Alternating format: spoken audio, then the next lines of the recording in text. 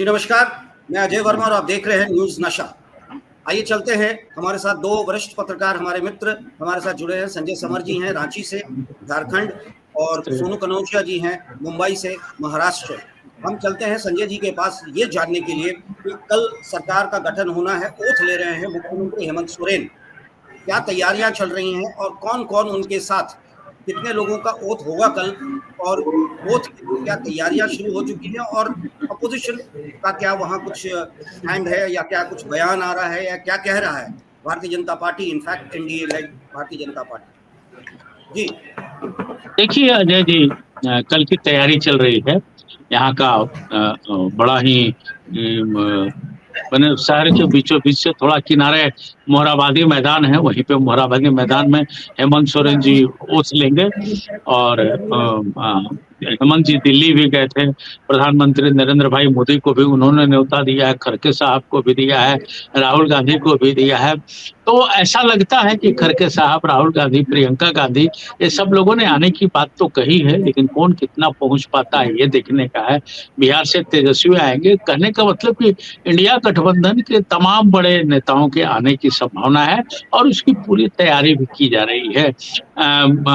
हजारों के संख्या में पुलिस बल तैनात रहेगा, कई एसपी रहेंगे, कई डीएसपी रहेंगे, बड़े पैमाने पर 5 से 6 दर्जन डीएसपी रहने की बातचीत चल रही है। तो ये तमाम लोग वहां उपस्थित रहेंगे, उसी बीच में ओथ लिया जाएगा। यहाँ के राज्यपाल संतोष गंगवार जी शपथ दिलाएंगे। जो चर्चाएं हो रही हैं, जो बातें आ रही हैं कि कांग्रेस ने अभी तक अपने पत्ते नहीं खोले हैं कि उनके कौन कौन मंत्री बनेंगे, लेकिन जो कयास लगाया जा रहा है, उस कयास के हिसाब से इरफान अंसारी या फिर आलमगीर आलम की पत्नी मिसेज आलम, ये दोनों जन में से एक आदमी का मंत्री बनना तय माना जा रहा है। इरफान अंसारी जामताड़ा से चुनाव जीते हैं और आलमगीर आलम की पत्नी पाकुड़ से जीती है। 85,000 वोटों से पाकुड़ से वो चुनाव जीती हैं, तो लगभग 44,000 वोट से इरफान अंसारी जीते हैं। आलमगीर आलम जी अभी जेल में बंद है। उनके पीएस के घर बड़े पैमाने पर लगभग 38 करोड़ रुपया पकड़ाया गया था। तो ईडी के रेड में ये 38 करोड़ रुपया पकड़े गए थे, तो वो जेल में है। जेल में रहते हुए उनकी पत्नी चुनाव लड़ी थी, जो 85,000 वोट से जीती हैं। तो ये दोनों जन में से एक जन का बात माना जा रहा है। दूसरी तरफ हरिजन कोटे की बात करें तो वहां से राधा कृष्ण किशोर की बात चल रही है, जो छतरपुर से जीते हैं। लगभग 1000 वोट के आसपास से छतरपुर से वो जीते हैं, तो दूसरी बात उनकी हो रही है। झारखंड कांग्रेस के वयोवृद्ध नेता है रामेश्वर उरांव, रिटायर्ड आईपीएस अधिकारी हैं। पिछले सरकार में वो हेमंत सरकार में वित्त मंत्री थे, उनकी भी चर्चा हो रही है। लोहरदगा से चुनाव जीते हैं, उनकी भी चर्चा हो रही है। एक दीपिका पांडे है जो महागामा से चुनाव लड़ी हैं, उनका। तो ये 4 आदमी की चर्चा हो रही है कि ये 4 सीट कांग्रेस के कोटे से जाएगा। अब अगर हम जेएमएम की बात करें तो जेएमएम से 6 आदमी को मुख्यमंत्री सहित बनने की बात हो रही है। एक तो खुद मुख्यमंत्री हो जाएंगे, दूसरे मथुरा महतो की बात चल रही है, तीसरा स्टीफन मरांडी की बात चल रही है, चौथे की बात करें तो दीपक बिरुआ की बात चल रही है कि दीपक बिरुआ भी बन सकते हैं। और पिछले सरकार में दीपक बिरुआ भी थे। संथाल से लुइस मरांडी जो भारतीय जनता पार्टी में थी, वो यहाँ से वहाँ भारतीय जनता पार्टी छोड़ करके और झामुमो ज्वाइन किया उन्होंने, उनकी बात चल रही है कि वो भी आ सकती हैं। हाँ, झामुमो से कल्पना सोरेन और बसंत सोरेन, कल्पना सोरेन हेमंत सोरेन की पत्नी है और बसंत सोरेन उनके भाई हैं जो दुमका से चुनाव जीते हैं। इन दोनों के उन दोनों के मंत्रिमंडल में आने की संभावना कम दिख रही है, ना के बराबर है। हालांकि बसंत सोरेन मंत्री रहे हुए हैं जब चंपई सोरेन मुख्यमंत्री हुआ करते थे, तो उसमें मैं पॉलिटिक्स थी कि किसी तरह से घर में झंझट हो जाए, भाई भाई में झंझट हो जाए, लेकिन ऐसा कुछ हो नहीं पाया, राजनीति चल नहीं पाई चंपई सोरेन की, जिसका नतीजा ये हुआ कि बसंत सोरेन ना रहते हुए भी आज भी हेमंत सोरेन के साथ जुड़े हुए हैं। दूसरे इनके सहयोगी पार्टी हैं आरजेडी के 4 विधायक जीते हैं, जिसमें से 1 सीट मंत्री पद मिलेगा, तो उसमें 2 आदमी हैं।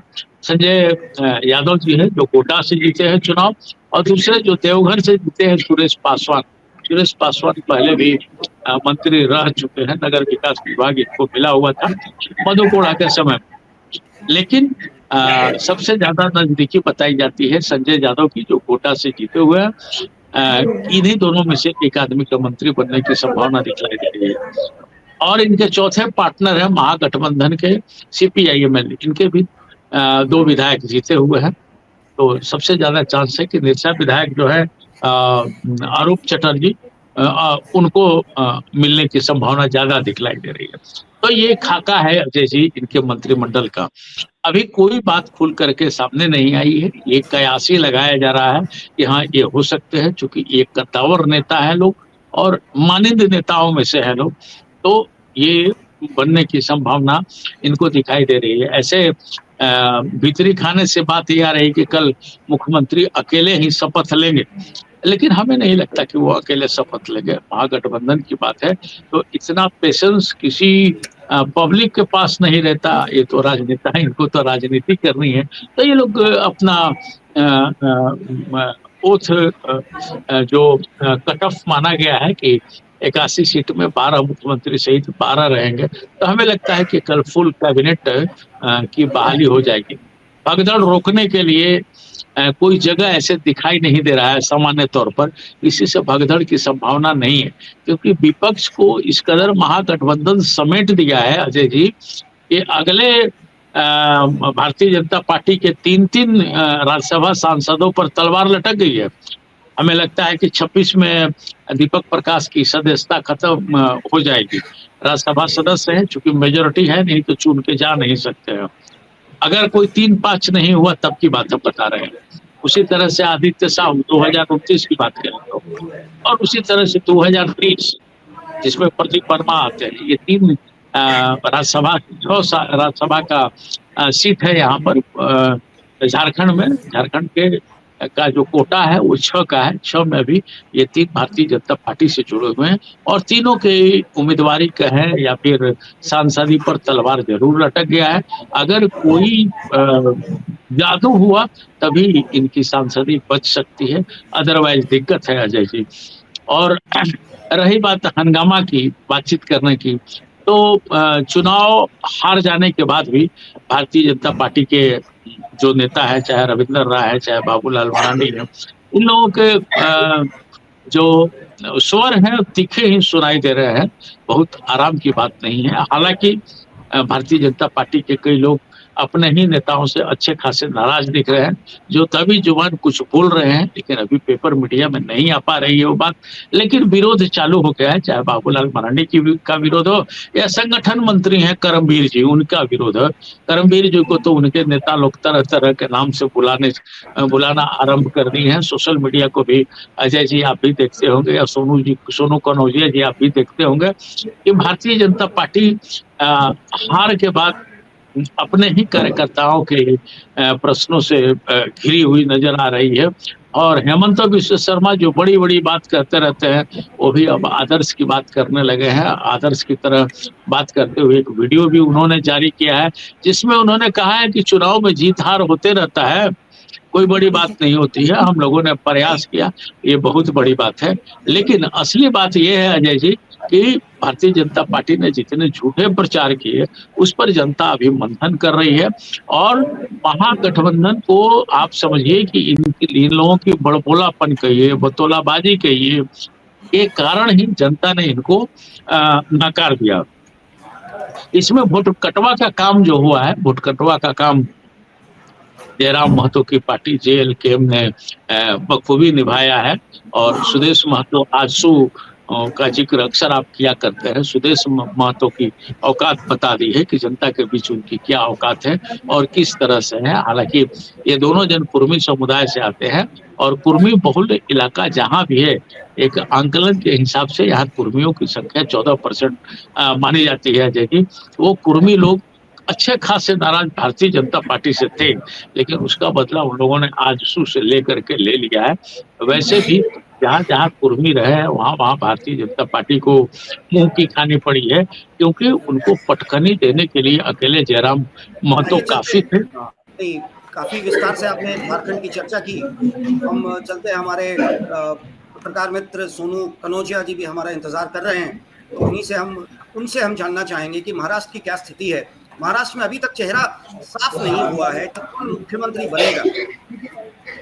देखिए 4 घंटे महाराष्ट्र पहले मैं की एक रिपोर्ट देख रहा था, सोनू जी, मैं एक रिपोर्ट देख रहा था जिसमें कि शायद, अगर मैं नाम भूल रहा हूँ, शिंदे ग्रुप जी के किसी ने कहा कि किसी हाल में Eknath Shinde deputy chief minister का पद एक्सेप्ट नहीं करेंगे। दूसरी तरफ प्रेस कॉन्फ्रेंस शायद एकनाथ शिंदे जी ने कहा है कि मैं खुला हूँ, जो भी आएगा मैं सबके साथ हूँ। जी सोनू जी, क्या स्थिति है आज की तारीख? जी देखिए ऐसा उन्होंने नहीं कहा है कि मैं खुला हूँ सबके साथ तो मैं जाऊंगा।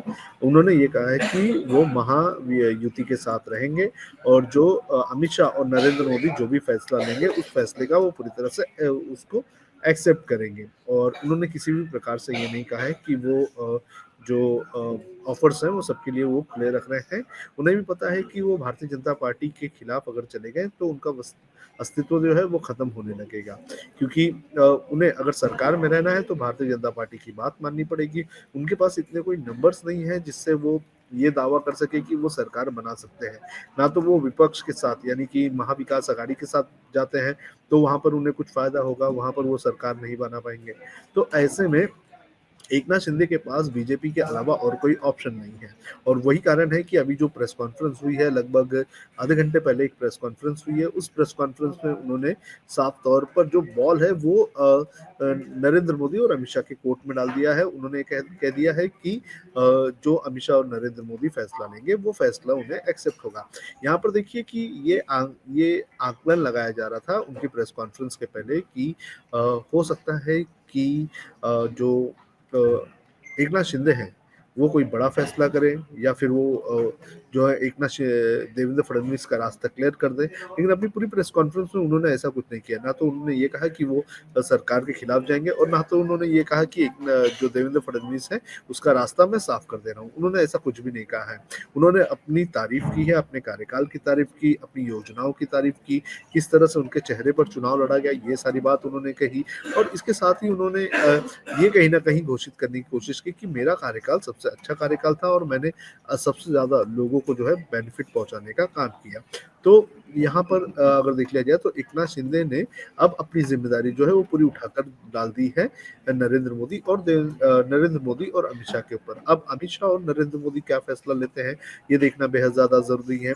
अब अगर ऐसा कुछ होगा कि नरेंद्र मोदी और अमित शाह देवेंद्र फडणवीस को मुख्यमंत्री बनाते हैं तो जो एकनाथ शिंदे की पार्टी है उसे बोलने का मौका मिल जाएगा कि देखिए आपने बनाया, हमने तो नहीं सपोर्ट किया है। तो कहीं ना कहीं इस पूरे के पूरे अगर देख लिया जाए तो महायुति में अपनी बार्गेनिंग पावर जो है वो अपनी बार्गेनिंग पावर उसी तरह से रखने की कोशिश की गई है।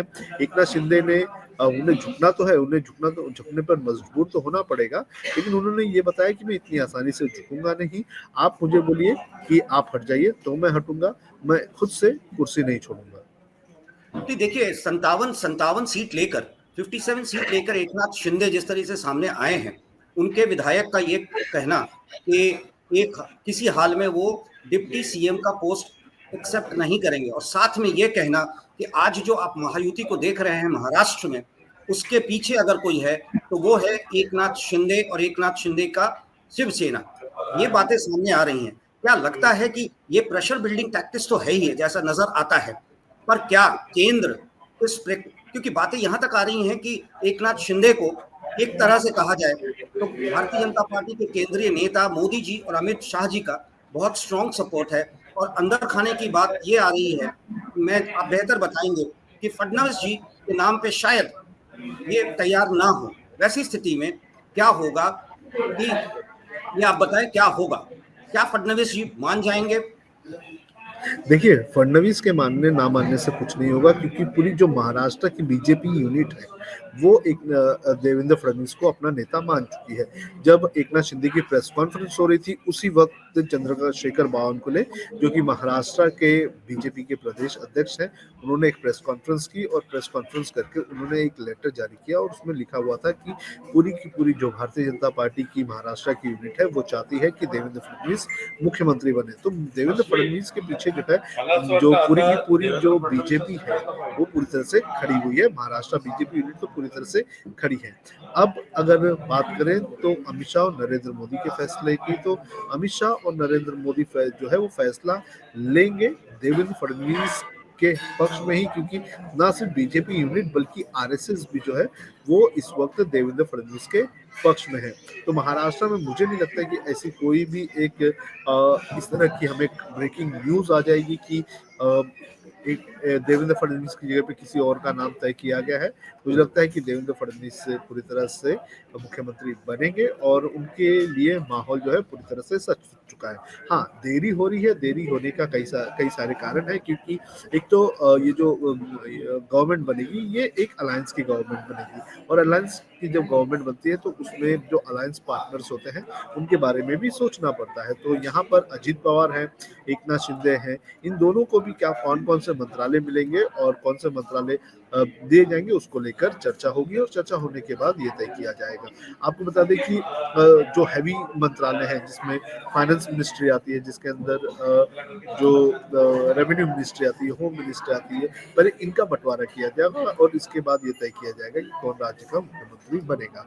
तो महाराष्ट्र में किसी भी प्रकार से अगर देखा जाए तो देवेंद्र फडणवीस का अभी पलड़ा भारी है। आरएसएस और बीजेपी का जो महाराष्ट्र का यूनिट है वो पूरी तरह से उनके साथ है। इसके अलावा 132 उनके पास ये है एमएलए है, और इन 132 एमएलए की अगर बात करें तो सरकार बनाने के लिए थोड़ी बहुत मेहनत करनी होगी अगर एकनाथ शिंदे साथ में नहीं आते और या फिर अजित पवार भी साथ में नहीं आते हैं।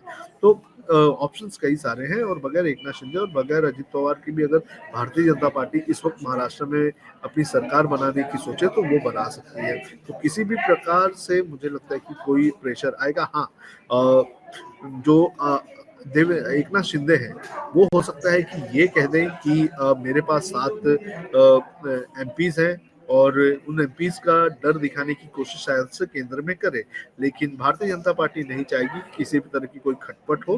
भारतीय जनता पार्टी चाहेगी कि बड़े ही आसान से और आराम से ये पूरा सारा जो मामला है वो पूरी तरह से निपट जाए, ताकि पार्टी की और जो अलायंस है उसकी छवि को किसी भी तरह से नुकसान ना हो। तो यहाँ पर अगर देख लिया जाए तो स्थिति लगभग साफ है। एकनाथ शिंदे थोड़ी बहुत बार्गेनिंग कर रहे हैं, उन्हें अच्छे मंत्रालय मिलने चाहिए, और वो ये भी चाह रहे हैं कि केंद्र में उनको कोई अच्छी खासी जगह मिल जाए। देखिए, राजनीति में संभावनाओं का से इनकार नहीं किया जा सकता।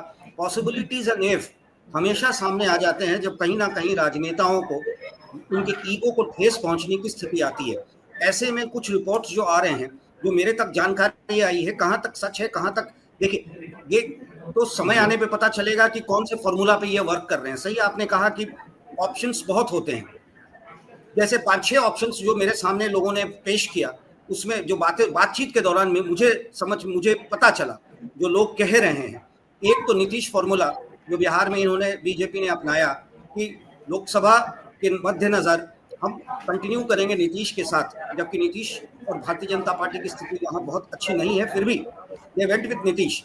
दूसरा ऑप्शन जो सामने नजर आ रहा था, लोगों ने बताया कि ये भी पॉसिबल है, वो है रोटेशनल चीफ मिनिस्टर, जो यूपी में इन्होंने मायावती के साथ किया था। तीसरा ऑप्शन जो आप कह रहे थे, उसकी पॉसिबिलिटीज से भी इनकार नहीं किया जा सकता कि अगर अजीत पवार और एकनाथ शिंदे कहीं ना कहीं कुछ रोड़ा अटकाने की कोशिश करेंगे, यानी कि उनके गुट के लोग, तो भारतीय जनता पार्टी के पास ये ऑप्शन खुला है। वो किसी तरीके से उनको 13 सीट और चाहिए होंगे। 132 है, 13 और चाहिए 145 के लिए। इंडिपेंडेंट्स हैं, और सुनने में आया है कि एनडीए के अगाड़ी के भी काफी विधायक आज की तारीख में मौका ढूंढ रहे हैं। क्या लगता है, क्या पॉसिबिलिटीज होने की संभावनाएं हैं, या केयर टेकर चीफ मिनिस्टर कुछ दिन और रहेंगे? देखिए, मेरे ख्याल से जो शपथ ग्रहण होगा वो हो सकता है 29 तारीख को हो। कल हो सकता है कि सब चीज़ें जो है वो क्लियर हो जाए, क्योंकि मुझे लगता है कि आज दिल्ली में एक बैठक होगी और दिल्ली के बैठक के बाद जो है ये फैसला लिया जाएगा कि किस तरह से महाराष्ट्र में सरकार बनेगी और किस तरह से सरकार चलेगी और कौन सरकार का नेतृत्व करेगा। और दूसरी बात, ऑप्शंस की अगर बात करें तो कई सारे ऑप्शंस हैं। जिस तरह से मैंने कहा कि बीजेपी अगर चाहे तो अकेले अपने दम पर सरकार बना सकती है। बीजेपी अगर कुछ अच्छा खासा ऑफर अगर उद्धव ठाकरे को दे दे तो वो भी अपने 20 एमएलए लेकर आ सकते हैं। शरद पवार को अगर दे दे, शरद पवार 10 एमएलए लेकर आ जाएंगे। एक ना अजित पवार तो वैसे भी खड़े हैं ना, अजित पवार तो उन्होंने खुद से खुला जो है वो ऑफर दे दिया। उन्होंने तो देवेंद्र फडणवीस के नाम को अपना समर्थन भी दे दिया है। तो बीजेपी के सामने जो रास्ते हैं वो पूरी तरह से क्लियर है, लेकिन बीजेपी नहीं चाहती है कि जो उनके अलायंस पार्टनर हैं वो किसी भी तरह से जो है नाराज हो जाए। लेकिन ये भी है कि बीजेपी इस बार ये सोचेगी कि मुख्यमंत्री उनका हो, क्योंकि 2.5 साल उन्होंने एकनाथ शिंदे को मुख्यमंत्री बना दिया, जबकि एकनाथ शिंदे के नंबर्स भी कम थे। लेकिन अब बीजेपी के पास उस तरह की स्थिति नहीं है, बीजेपी के पास नंबर्स है, बीजेपी अपना सरकार बना लेगी। और रही बात नीतीश का फॉर्मूला जो है महाराष्ट्र में इस्तेमाल करने के लिए, तो देखिए बिहार में बीजेपी के पास ऑप्शन नहीं था, महाराष्ट्र में ऑप्शन है। और ऑप्शन अजित पवार के रूप में इतना अच्छा ऑप्शन है कि अजित पवार को आप डिप्टी सीएम बना दे, वो खुश रहेंगे। अजित पवार के पास 41 एमएलए हैं, बीजेपी के पास 132 है, 175 के आसपास उनका आंकड़ा ऐसे ही चले जाता है। तो बिहार वाला फॉर्मूला महाराष्ट्र में यूज हो, मुझे नहीं लग रहा है, उसकी कोई गुंजाइश नहीं है। हाँ, लेकिन अलायंस पार्टनर अपने रहेंगे तो अलायंस पार्टनर को अपने साथ में रखेंगे, वो खुश रखेंगे। 1-2 मंत्रालय जो है वो केंद्र में दे देंगे, उनके बेटे को मंत्री बनाया जा सकता है, उसके अलावा उनके जो दूसरे एमपी है उनको मंत्री बनाया जा सकता है। महाराष्ट्र में होम छोड़ के फाइनेंस या रेवेन्यू मिनिस्ट्री भी उन्हें दे दिया जा सकता है। तो ऐसे कुछ ऑफर्स दिए जाएंगे ताकि एकनाथ शिंदे खुश रहे। और आने वाले वक्त में भी महाराष्ट्र में जो है मुंबई में बीएमसी के इलेक्शंस है, बीएमसी के इलेक्शंस यानी कि ये सोच लीजिए कि बिहार झारखंड जैसे राज्यों का जितना बड़ा बजट होता है उतना बड़ा तो बीएमसी का बजट होता है। तो एक स्टेट की तरह बीएमसी के बजट को भी देखना चाहिए, तो वहां पर भी चुनाव लड़ना है। तो ऐसी स्थिति में माहौल खराब करने की कोशिश बीजेपी नहीं करेगी। जो मोमेंटम बना हुआ है वो म्युनिसिपल कॉर्पोरेशन के इलेक्शन के तक जो है ये मोमेंटम बनाए रखने की कोशिश करेंगे। और जितनी स्मूथ तरीके से अलायंस को जो है बीजेपी लेकर चली है इस असेंबली इलेक्शंस में, इसी तरह के स्मूथ तरीके से जो है वो आने वाले जो कॉर्पोरेशन के इलेक्शंस है और जो जिला परिषद के इलेक्शन है उसमें भी लेकर जाने की कोशिश करेंगे। तो संभावना 29 तारीख की लग रही है कि 29 तारीख को शपथ ग्रहण हो सकता है। लेकिन हाँ, थोड़ी बहुत चर्चाएं चलेगी। 3 अलायंस पार्टनर हैं तो तीनों अपनी अपनी ताकत दिखाने की कोशिश करेंगे, बार्गेनिंग करेंगे। इन सारी चीजों में वक्त जा रहा है। हालांकि वक्त जाने का कोई सवाल नहीं उठ रहा है, क्योंकि पहले तो ये कहा गया था कि 72 घंटे में सरकार बनानी है, लेकिन ऐसा कुछ यहाँ पर कुछ असर दिखता हुआ नजर नहीं आ रहा है। जो गवर्नर है उन्होंने एकनाथ शिंदे को केयरटेकर गवर्नमेंट सीएम तो बना के रखा है, काम तो चल ही रहा है, अभी 10-15 दिन और भी चले जाएगा, तो उसमें मुझे लगता है कि कोई दिक्कत होगी। आराम से बैठ के, समय इनके पास भरपूर है, पूरा समय का इस्तेमाल करेंगे और जो है वो सरकार बन जाएगी। हाँ, दूसरी बात जो एकनाथ शिंदे की नाराजगी की है तो वो मुझे लगता है कि इतनी देर तक चलेगी, क्योंकि वो ज्यादा देर तक नाराज रह भी नहीं सकते हैं। क्योंकि इसके पीछे का कारण ये है कि अगर एकनाथ शिंदे अलग होना चाहे, वो एकनाथ शिंदे अगर किसी भी प्रकार की बगावत करना चाहे तो उनके साथ देखिए क्या क्या हो सकता है। एक तो उनके पास जो विधायक हैं, कई सारे विधायकों के ऊपर कई सारे मामले दर्ज हैं, वो वापस से खुल सकते हैं। तो ये सारी चीजें भी एकनाथ शिंदे के सामने है। वो सिर्फ मुख्यमंत्री की कुर्सी जबरदस्ती लेने की कोशिश नहीं करेंगे, उन्हें अपने साथ जो आए हुए विधायक हैं जिन्होंने उद्धव ठाकरे के साथ बगावत की थी, उन सभी को संभाल के रखने की भी एक चुनौती है। तो काफी समय है, आराम से चर्चाएं होगी, बातचीत होगी, दोनों एक दूसरे पर जो है एक तरह से जिम्मेदारी ठोकने का काम करेंगे। लेकिन दोनों ही पार्टनर्स या तीनों ही पार्टनर्स आराम से बैठ के अपने अपने मंत्रालय ले लेंगे, क्योंकि जो मेजोरिटी आई है वो काफी कंफर्टेबल मेजोरिटी है। 5 साल तक अगर ये लोग बैठ गए एक एक मंत्रालय लेके तो उनकी सरकार बड़ी ही आसानी से चलेगी। संजय जी, आपसे मैं जानना चाहता हूँ कि कल हमारे साथ सूर्य सिंह बेसरा जी आए थे, हमारे शो पे थे। उन्होंने एक महत्वपूर्ण बात कही और उनका कहना, जो उनका आकलन था पूरे चुनाव को देखा जाए, तो उन्होंने कहा मैया योजना का सबसे ज्यादा इम्पैक्ट पड़ा है। यानी कि उन्होंने उसको दूसरे तरीके से पेश किया। उन्होंने कहा मत नहीं धन का प्रयोग ज्यादा हुआ, यानी कि फ्रीबीज। तो भारतीय जनता पार्टी का जो सबसे बड़ा मुद्दा था बांग्लादेशी इन्फिल्ट्रेटर्स, वो क्या बूमरैंग कर गया या फिर उसका इम्पैक्ट पड़ा और जेएमएम को जो रिजल्ट्स मिली ये महिला योजना के कारण महिलाओं का, और बांग्लादेशी इन्फिल्ट्रेशन जो भारतीय जनता पार्टी ने उठाया था उसके कारण पोलराइजेशन ऑफ मुस्लिम वोट्स और कन्वर्टेड जो ट्राइबल्स हैं वो एकजुट नजर आए इस बार। देखिए अजय जी, कहने कहाने की बात, जीत जाने के बाद कई तरह की बातें सामने आती हैं।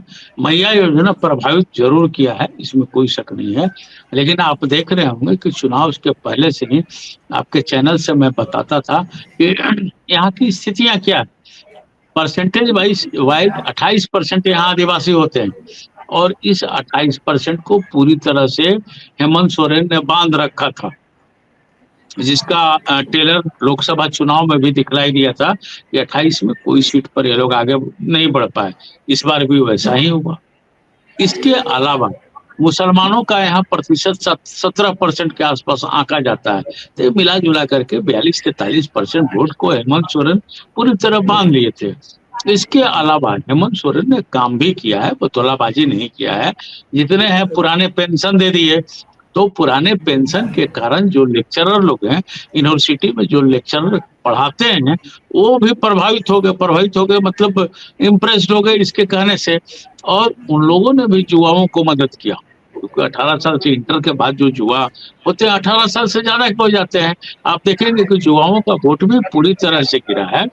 और बाकी भाई राजनीति है, सूरज सिंह बेसरा बोले या कोई बोले, उसे क्या लेना देना है, लेकिन ये सच है अजय जी, ये सच है कि बांग्लादेशी घुसपैठ के लिए राज्य सरकार जिम्मेवार नहीं, केंद्र सरकार ही जिम्मेवार है, पहली बात। दूसरी बात, भारतीय जनता पार्टी जब बोल रही है कि बांग्लादेशी घुसपैठ, इनका आरएसएस क्या कर रहा है भाई? इनके आरएसएस के लोगों को सामने आना चाहिए था। हर गांव जाते हैं लोग, बोलते हैं हम ये काम किए वो काम किए, वो तो कुछ दिखाई नहीं दिया। खाना और सोना इनका काम हो गया है। सही बात है। और आप हमसे जुड़े रहने के लिए सब्सक्राइब करें YouTube पर, फॉलो करें Twitter पर और लाइक करें Facebook पर। और ज्यादा जानकारी के लिए आपको टाइप करना होगा सिर्फ न्यूज़ नशा।